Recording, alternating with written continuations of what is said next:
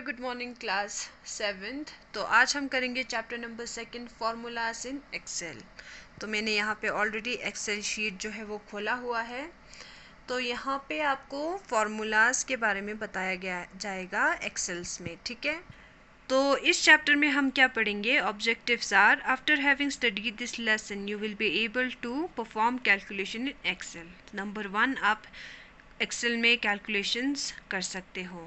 Number 2, understand the elements of formula in Excel. ठीक है, Excel में फार्मूलाज का क्या एलिमेंट्स है वो आपको पता चलेगा। Understand hierarchy of operators, use the autosum features, use functions in the formula, understand error result in Excel. तो एरर रिजल्ट क्या होता है, फार्मूला कैसे आप यूज़ करोगे, ऑटोसम फीचर्स आप कैसे यूज़ करोगे, इसके बारे में आपको पता चलेगा। Have you ever thought of maintaining a record of how you spent your pocket money? कभी आपने सोचा है कि आप कैसे अपने पॉकेट मनी को स्पेंड करोगे। On which items you end up spending the maximum? आप कौन से सामान पे सबसे ज़्यादा आप पैसा लगाओगे। This analysis and interpretation can be performed easily in Excel. तो ये सब आप कैलकुलेशंस जो है वो easily आप एक्सेल में कर सकते हो, ठीक है। तो आप वो कैसे करोगे, परफॉर्मिंग कैलकुलेशन इन एक्सेल। तो पहले है कैलकुलेशंस आप कैसे यहाँ पे करोगे, ओके। तो यहाँ पे लिखा है परफॉर्मिंग कैलकुलेशन इन एक्सेल में, you can perform calculation with ease using formula in Excel. Excel में आप फार्मूला यूज़ करके कोई भी कैलकुलेशन कर सकते हो, ठीक है। तो यहाँ पे कैसे हम फार्मूला करेंगे, you must begin formula within equal to sign. आप हमेशा जो फार्मूला लिखोगे वो इक्वल टू साइन से स्टार्ट होता है, ठीक है। तो यहाँ पे मैं आपको दिखा रही हूँ, ठीक है। तो सबसे पहले मैंने इक्वल टू साइन यहाँ पे प्रेस किया। फॉर एग्जाम्पल के लिए यहाँ पे बताया गया है टू ऐड 5 and 2, 5 और 2 को आपको प्लस करना है। तो आप कैसे करोगे, you can write the following formula in a cell or in a formula बार, ठीक है। या फिर आप सेल में, सेल होता है ये एक पूरा स्पेस, ठीक है, इसको हम कहते हैं सेल में, या फिर आप सेल में टाइप कर सकते हो या फिर आप फार्मूला बार में आप टाइप कर सकते हो, ठीक है। तो टाइप क्या करना है आपको, इक्वल टू, ठीक है। तो मैंने इक्वल टू ऑलरेडी टाइप किया हुआ है, ठीक है। इक्वल टू 5 + 2, ठीक है, ये मैंने लिख लिया। After writing the formula press and enter और क्लिक द एंटर बटन, ठीक है। आप एंटर की पे प्रेस करोगे, ठीक है। ये लिखने के बाद आप एंटर की पे प्रेस करोगे तो आंसर आ जाता है 5 और 2 को प्लस करेंगे तो क्या आंसर आता है 7। तो यहाँ पे आंसर आ गया, ठीक है। A formula can also use data stored inside a cell. Suppose you want to add the content of cell A1 and B1 and display the result in a cell C1, then you have to type the following formula in C1, ठीक है। तो यहाँ पे आपको बोला गया है कि अगर आप A1 में, ठीक है, तो ये वाला है A और इसका जो नंबर है वो है 1। तो A1 में आप कोई नंबर लिखोगे, फॉर एग्जांपल आपने लिखा 5, ठीक है, और B1 में आप दूसरा नंबर लिखोगे 2, ठीक है। तो C1 में आप क्या करोगे, यहाँ पे आपको इन दोनों को प्लस करना है, ठीक है। इसका आंसर चाहिए आपको, तो आप क्या करोगे, इक्वल टू A1, ठीक है, दिस इज A1, ये सिलेक्ट हो गया, ओके, प्लस B1, ठीक है। तो दूसरा भी सिलेक्ट हो गया। आप क्या करोगे, एंटर की को प्रेस करोगे तो इसका आंसर आ जाता है, ठीक है। Some other example of formula are A1 + 3 या फिर C2 + B1 इंटू C3। अब ये सारे फार्मूलाज भी इसमें आप ट्राई कर सकते हो। कैसे आप ट्राई करोगे, फॉर एग्जांपल मैं यहाँ पे एक करके दिखा देती हूँ। जैसे A1 + 3 हमने पहले ही कर लिया है, जैसे A1 + B1 किया था वैसे ही करना है, ठीक है। या फिर आप क्या कर सकते हो, फॉर एग्जांपल आपको D1 में एक फार्मूला लगाओगे, ठीक है। ये वाला मैं हटाकर इसमें एक नंबर पुट कर लेती हूँ, ठीक है। अब D1 में आपको जैसे कि आप करोगे इक्वल टू ठीक है, A1 प्लस B1, ठीक है, ये हो गया A1 और B1 इंटू मल्टीप्लाई का साइन आप यहाँ पे डालोगे इंटू C1, ठीक है, तो ये तीनों सेलेक्ट हो गया, ठीक है, A1 plus B1 into C1, तो इसका आंसर जो है यहाँ पे आ जाता है, ठीक है, ओके। उसके बाद है elements of a formula. Formula का क्या एलिमेंट्स होता है? A formula in Excel can contains any or all of the following, ठीक है, तो फार्मूला में ये सारे भी हो सकते हैं और या कुछ भी हो सकते हैं, ठीक है, तो नंबर 1 है cell references. They are, cell references होता क्या है? They are the addresses of the cell containing value to be used in calculation such as A1 or A1 B2, ठीक है, तो जैसे मैंने यहाँ पे फॉर्मूला लगाते हुए आपको दिखाया था A1 प्लस B1, ठीक है, तो A1 और B1 क्या है? सेल रेफरेंसेस, सेल का नाम है, ठीक है। उसके बाद है operators. They specific the type of operation you want to perform such as plus minus or multiply, ठीक है, जैसे मैंने फॉर्मूला डालते हुए पहले ही किया था, ठीक है ना, इसमें हम प्लस का भी साइन यूज़ कर सकते हैं, माइनस यूज़ कर सकते हैं, ठीक है, और मल्टीप्लिकेशन हम यूज़ कर सकते हैं, ठीक है, डिवीजन भी हम इसमें यूज़ कर सकते हैं, ये सब क्या है? ऑपरेटर्स। और क्या यूज़ हो सकता है? Constant. They are the numbers और text value that can be enter directly in the formula such as 5 और जोसेफ, ठीक है, कांस्टेंट में आप नंबर भी यूज़ कर सकते हो, जैसे 5 यहाँ पे नंबर है, और इसमें टेक्स्ट भी आप लिख सकते हो, जैसे जोसेफ जो है यहाँ पे टेक्स्ट वैल्यू है, ठीक है, तो आप दोनों चीज़ें इसमें यूज़ कर सकते हो। इसके बाद है functions. They are built in formula in Microsoft Excel. Functions would be explain later in the chapter. तो फंक्शंस क्या है? ये इनबिल्ट होता है, फार्मूलाज जो है यहाँ पे कंप्यूटर में पहले से ही डाला होता है एक्सेल में, ठीक है, और इनके बारे में आप आगे पढ़ोगे। तो फॉर एग्जांपल यहाँ पे इक्वल टू 5 प्लस A1, तो 5 जो है वो कांस्टेंट है, ठीक है, नंबर है एक, ठीक है, प्लस जो है ऑपरेटर है, ठीक है, और A1 जो है वो सेल रेफरेंस है, ठीक है। Thus a formula can be defined as an expression that can contain value, constant and cell reference. तो इस एग्जाम्पल में, इस फार्मूला में आपको वैल्यूज़ भी आ जाता है आपका कांस्टेंट, ठीक है, कांस्टेंट भी आ जाता है, सेल रेफरेंस भी आ जाता है, ठीक है, फंक्शंस हो जाता है, ऑपरेटर्स भी यहाँ पे यूज़ होता है, ठीक है। Formula let you perform calculation in worksheet. Let us discuss cell reference operators and function in detail. Formulas जो है जिससे कि आप कैलकुलेशन कर सकते हो वर्कशीट में, ठीक है, आगे हम डिस्कस करेंगे सेल रेफरेंस ऑपरेटर और फंक्शन क्या होता है डिटेल में, ठीक है। Okay, cell references. As discussed earlier, cell references are the address of the cell that contains the values to be used for calculation. तो जैसे पहले डिस्कस किया था, सेल रेफरेंसेस मतलब जो सेल का एड्रेस होगा, ठीक है, तो उसको हम कहेंगे cell references. Table 2.1 shows some of the ways to refer the cell or range of cell. तो पीछे टेबल 2.1 आपको दिया होगा, जिसमें कि आप एक सेल को कैसे रेफ़र करोगे और एक रेंज ऑफ सेल को आप कैसे रेफ़र करोगे, उसके बारे में आपको बताया गया होगा, ठीक है। तो टेबल 2.1 सेल रेफरेंसेस आपको यहाँ पे दिखाया हुआ है। टू रेफर, ठीक है, to refer cell in column A and row 5। अगर कॉलम होगा ए और रो होगा 5, तो आप उसको क्या सेल का नाम क्या दोगे? A5, ठीक है। और रेंज ऑफ सेल, ठीक है, अगर आप एक ही सेल को रेफ़र करना चाहते हो, ठीक है, एक ही बॉक्स को रेफ़र करना चाहते हो, उसको कहेंगे आप सेल, ठीक है। अगर आप एक से लेके 2, 3, 4, 5 सेल को आप सेलेक्ट करना चाहते हो, तो आप इसको कहेंगे रेंज ऑफ सेल, ठीक है। जैसे कि यहाँ पे A1 में आपको 5 नंबर दिख रहा होगा, ठीक है, 5 आपका लिखा हुआ है, ठीक है, और B1 में आपको 2 लिखा हुआ है, C1 में आपको 7 लिखा हुआ है, ठीक है। तो सिर्फ अगर एक ही बॉक्स को चूज़ करेंगे तो ये हो गया सेल, ठीक है। और अगर एक बॉक्स, 2-3 बॉक्स को हमने चूज़ कर लिया, सेलेक्ट कर लिया, तो इसको हम बोलते हैं रेंज ऑफ सेल। ठीक है, तो इसमें रेंज ऑफ सेल A1 से लेके D1 तक है। ठीक है, तो number 2 is range of cell from cell A1 to cell A5। A1 से A5 के सेल को अगर आप चूज़ करोगे, सेलेक्ट करोगे, तो आप उसको कैसे लिखोगे?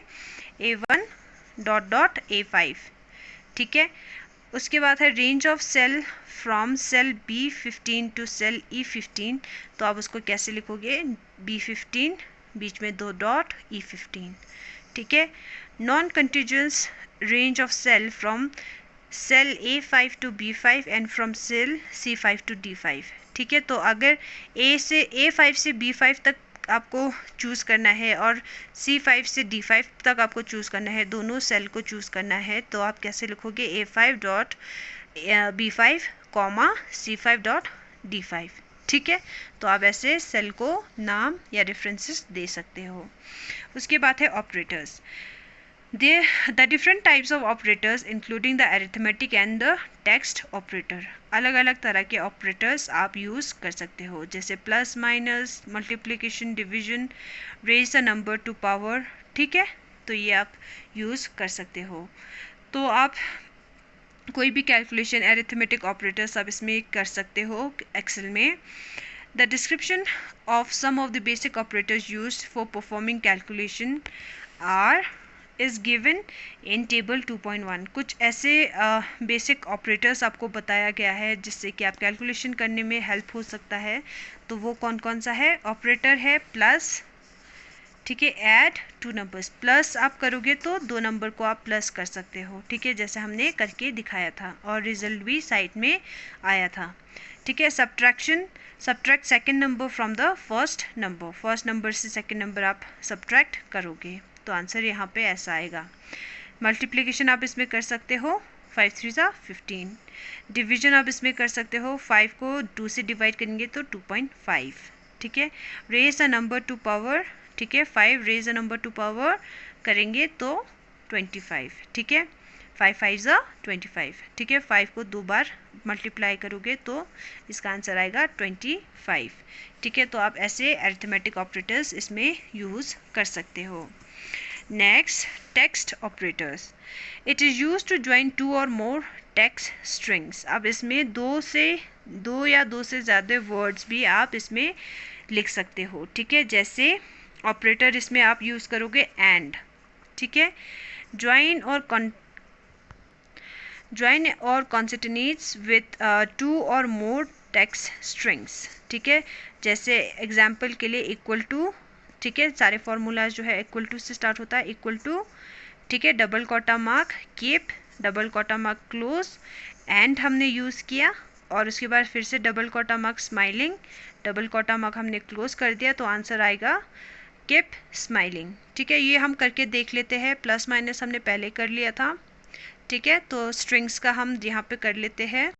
करोगे आप टेक्स्ट स्ट्रिंग्स, जैसे हम फार्मूलाज लिखते हैं हमेशा इक्वल टू से शुरू होता है। ठीक है, तो स्ट्रिंग्स में भी इक्वल टू यूज़ होगा, तो इक्वल टू हमने लिखा, ठीक है, उसके बाद डबल कोटा मार्क, फिर उसके बाद हमने कीप लिखा, ठीक है, डबल कोटा मार्क को हमने क्लोज कर दिया। ठीक है, उसके बाद हम करेंगे एंड, ठीक है, एंड लिखा हमने,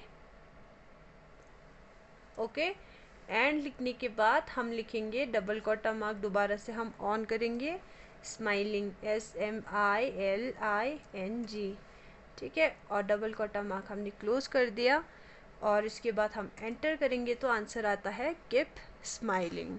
ठीक है, तो इस तरह से हम टेक्स्ट ऑपरेटर जिसमें कि स्ट्रिंग्स मतलब वर्ड्स जो है वो यूज़ हम कर सकते हैं। Let us create a worksheet and make use of arithmetic operators plus and division to calculate the total marks and percentage obtain in various subject of by Alisha and Nikhil. ठीक है, तो यहाँ पे हम क्या करेंगे, अलीशा और निखिल का जितना इन्होंने मार्क्स ऑब्टेन किया वो हम कैलकुलेशन करेंगे, ठीक है। तो वो इसमें हम प्लस भी यूज़ करेंगे और डिवीजन भी यूज़ करेंगे ताकि हम इसका परसेंटेज निकाल सकें, ठीक है। तो आप कैसे करोगे, सबसे पहले है enter data in a worksheet as shown in figure 2.5। जैसे 2.5 में वर्कशीट लिखा हुआ है वैसे ही आप इसमें वर्कशीट ऐसे ही आप लिखोगे, ठीक है।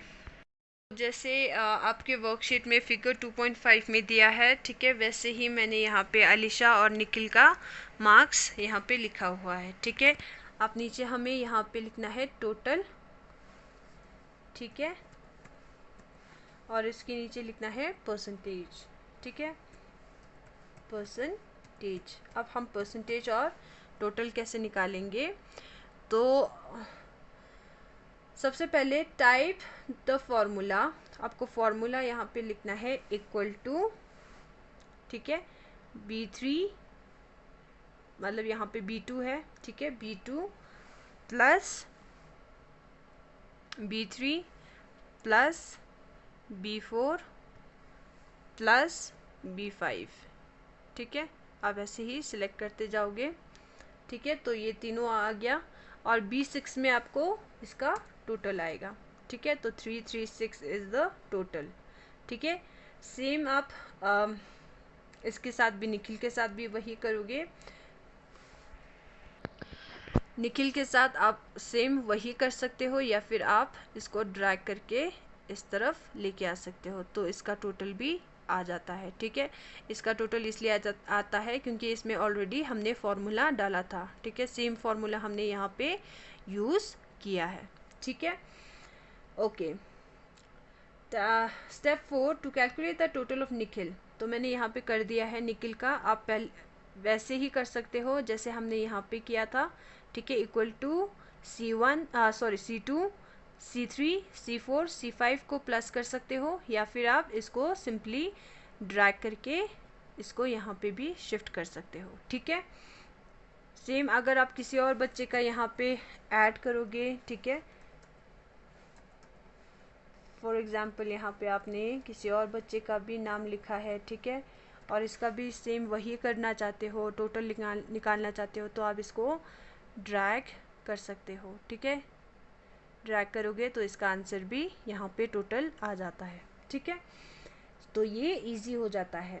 The total is displayed in C7 as shown in figure 2.8। Observe the change in the formula in the cell C7 figure 2.8. The formula in the cell B7 is equal to B3 plus B4 plus B5 and B6, ठीक है। तो यहाँ पे B6 में जो formula हमने डाला था B2, B3, B4, B5 को हमने प्लस किया था, ठीक है। When you drag the formula from the cell B7 to the cell C7, the formula change to C3, C4, C5, C6, ठीक है। तो यहाँ पे देख लो, जैसे हमने ये ऑलरेडी प्लस किया था, तो ये जब हमने प्लस किया तो इसमें फॉर्मूला आता है B2, B3, B4, B5, ठीक है। लेकिन C वाला हम करेंगे तो C2, C3, C4, C5 इसका फॉर्मूला जो है चेंज हो जाता है, ठीक है। ऐसे ही अगर हम E वाले में ड्रैग करेंगे तो क्या होता है, E वाला जो है वो E आता है, इसमें D से D चेंज होके E आता है, ठीक है। This type of cell referencing, when the cell reference change with respect to the relative position of cell containing the formula, is called relative cell referencing, ठीक है। इस तरह से ये चेंज हो रहा है, इसको हम कहेंगे relative cell referencing, ठीक है। Okay, on page number 18 we have, there are 3 types of referencing technique in Excel. 3 तरह के टेक्निक है जिससे आप रेफरेंसिंग कर सकते हो, नेमिंग कर सकते हो। Number 1 relative referencing, absolute reference and mix reference. They would be taken up in higher classes. आपको हायर क्लासेस में इनके बारे में पढ़ाया जाएगा कि क्या होता है रिलेटिव रेफरेंस, एब्सोल्यूट रेफरेंस और मिक्स रेफरेंस होता है क्या है, इसके बारे में आपको बताया जाएगा, ठीक है। उसके बाद हम करेंगे to calculate percentage type the formula. अब परसेंटेज निकालने के लिए हम क्या करेंगे, ठीक है, तो इसके लिए आपको फॉर्मूला लिखना है, ठीक है। तो टोटल हमने निकाल दिया यहाँ पे, अब हम निकालेंगे परसेंटेज। परसेंटेज निकालने के लिए हम क्या करेंगे, इक्वल टू साइन लगाएंगे, ठीक है, ब्रैकेट हम ओपन करेंगे, ओके, ब्रैकेट हमने ओपन किया, B7 की जगह पे हमारा टोटल है B6 पे, तो टोटल डिवाइडेड बाय कितना नंबर, कितने सब्जेक्ट है यहाँ पे, 1 2 3 4, तो टोटल हो गया 100 मार्क्स में से है तो 400, ठीक है, डिवाइडेड बाय 400, ब्रैकेट हमने क्लोज कर दिया, ओके, उसके बाद मल्टीप्लाइड बाय 100, ठीक है, एंटर करेंगे, इसका परसेंटेज आता है 84। अब आपको दोबारा से ये वाला फॉर्मूला लगाने की ज़रूरत नहीं है, आप सिंपली इसको ड्रैग करोगे तो इसका फॉर्मूला, जो बाकियों का फॉर्मूला है वो भी आ जाता है, ठीक है। तो वही बताया हुआ है steps 5, to calculate percentage type the formula equal to B7 bracket close divided by 400 bracket close multiplied by 100, और B7 divide by 4 in the cell B8, ठीक है। तो आप ये भी फॉर्मूला लगा सकते हो और ये वाला फॉर्मूला भी लगा सकते हो। उसके बाद आप एंटर प्रेस करोगे, ठीक है, तो एंटर प्रेस करने के बाद आपका जो आंसर है वो आ जाता है, ठीक है। तो एक हमने ये फॉर्मूला यूज़ किया, B6 डिवाइड बाय 400 इंटू 100, ठीक है। तो इसमें ब्रैकेट और डिवीजन, ये ब्रैकेट क्लोज, ये सब याद रखना है, ठीक है। आप दोबारा से कैसे कर सकते हो, इक्वल टू, आप क्या करोगे, ब्रैकेट B7 यानी कि टोटल डिवाइडेड बाय 4, ठीक है, सिंपल 4 से करोगे तब भी आंसर वही आएगा, ठीक है, okay. Number 7, similarly you can calculate the percentage of nickel by using the fill handle or copying the formula as done in step 4। जैसे step 4 में आपने फॉर्मूला डाला था वैसे ही आप निखिल का भी निकाल सकते हो, या फिर आप निखिल का परसेंटेज निकालने के लिए आप ड्रैग भी कर सकते हो, ठीक है। Let us now create a worksheet that make use of the text operator and for manipulating text values, ठीक है। तो आप ऐसे ही आप वर्ड में भी ऐसे ही फॉर्मूला डाल के या एंड ऑपरेटर का यूज़ करके आप वर्ड इनमें ऐड कर सकते हो, ठीक है। जैसे मैंने कीप स्माइलिंग करके दिखाया था वैसे ही आप यहाँ पे कर सकते हो। Number 1, type in the data as given in worksheet figure 2.12। 2.12 में फिगर 2.12 में आपको टेक्स्ट लिखा हुआ होगा। Place the cursor in cell 2 and then type the formula as displayed. C2 cell में आपको अपना जो फॉर्मूला है, जो कर्सर है वो प्लेस करना है और फॉर्मूला लिखना है, ठीक है, जैसे फिगर 2.13 में दिखाया गया होगा। उसके बाद है number 3, press enter, the AND operator joins the first name with the last name to display the full name as shown in figure 2.14, ठीक है। तो 2.14 में आपको बताया गया है कि कैसे आप फर्स्ट नेम और लास्ट नेम को जोड़ के आप फुल नेम लिख सकते हो, ठीक है। तो फिगर आप देख लो, क्या करोगे आप, फर्स्ट नेम, अपना फर्स्ट नेम यहाँ पे लिखोगे और लास्ट नेम यहाँ पे लिखोगे, ठीक है। उसके बाद फुल नेम है, फुल नेम के लिए आप फॉर्मूला डालोगे इक्वल टू A2, A का 2 एंड B का 2, ठीक है। तो जब आप एंटर प्रेस करोगे तो स्मिथ और फिलिप जो है वो एक ही बॉक्स में आ जाता है, ठीक है। सेम उसी तरह एनी और फ्रैंक में भी आप ऐसे ही कर सकते हो, ठीक है। तो हम एक करके देख लेते हैं हार्दिक गुप्ता का, ठीक है। तो यहाँ पे हम जैसे लिखेंगे हार्दिक, HARDIK, हार्दिक, उसके साइड में लिखेंगे गुप्ता, ठीक है। अब इस पे हम फॉर्मूला लगाएंगे इक्वल टू A9 एंड उसके बाद हम करेंगे एंड, ठीक है, और B9, ठीक है, आ गया equal to A9 and B9, enter हम प्रेस करेंगे तो आंसर आता है हार्दिक गुप्ता, एक साथ आ जाता है, ठीक है। तो बच्चों यहाँ पे देख लो, हार्दिक और गुप्ता के बीच में कोई स्पेस नहीं है, ठीक है। तो आप स्पेस क्रिएट करने के लिए क्या करोगे, उसके बाद स्टेप 4 है to display the space between first name and the last name in the full name, column, the formula can be modified to include a space. तो space डालने के लिए आप कैसे लिखोगे?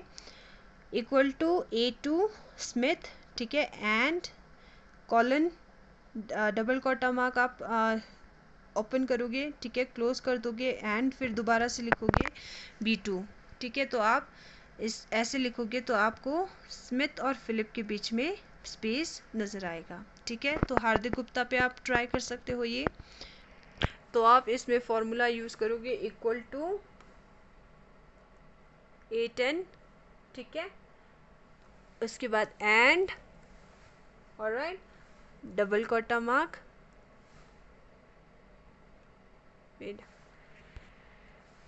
ठीक है, डबल कोटा मार्क हमने ऑन किया, स्पेस किया, डबल कोटा मार्क दोबारा से लगाया, एंड लगाया फिर से, और उसके बाद हम करेंगे B10, तो एंटर करेंगे तो इनके बीच में स्पेस आ जाता है, ठीक है।